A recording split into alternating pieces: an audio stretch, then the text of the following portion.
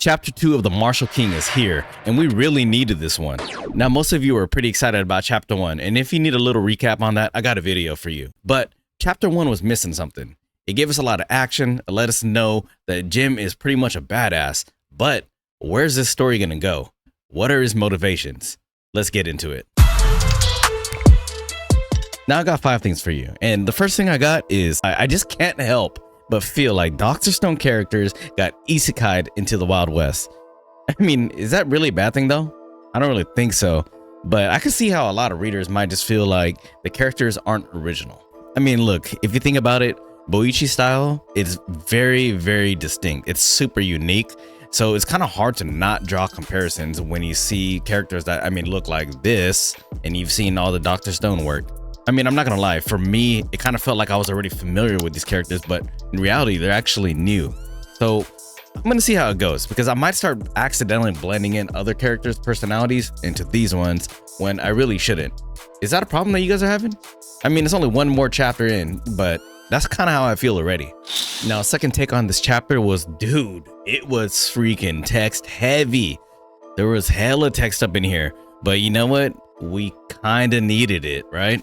I mean, the first chapter had a decent amount of text, decent amount of dialogue, but it was more so just us learning what the story is about, setting up the setting. Now, chapter 1, it served its purpose, right? I mean, it got us all excited. We got the action, we got the artwork. It was kind of what we needed to kickstart a new manga. But chapter 2, what we needed was we needed some personality. And the only way to do that is to have a lot of dialogue. Well, maybe not a lot, but a little bit more dialogue than chapter 1.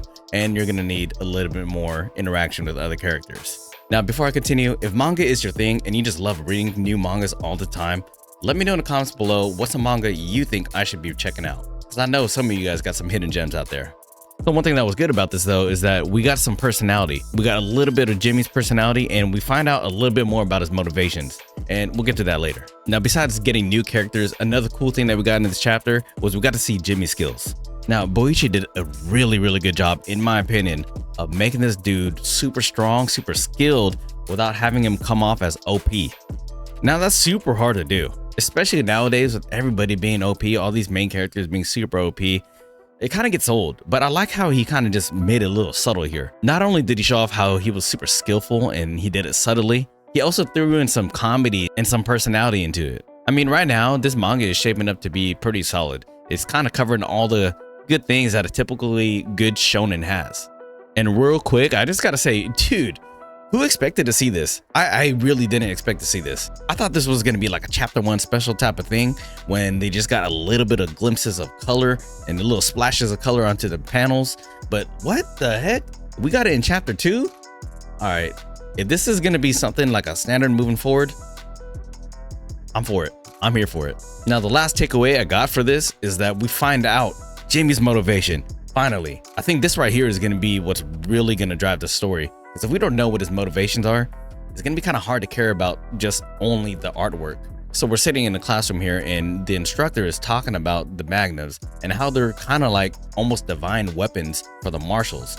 Now, I don't really understand the entire power system here yet, but somehow, some way, your skill level and how powerful you are is correlated to what magnums you can use. And apparently there are super magnums, and one of the biggest ones, the most legendary one, is the super magnum Excalibur, which is under the school.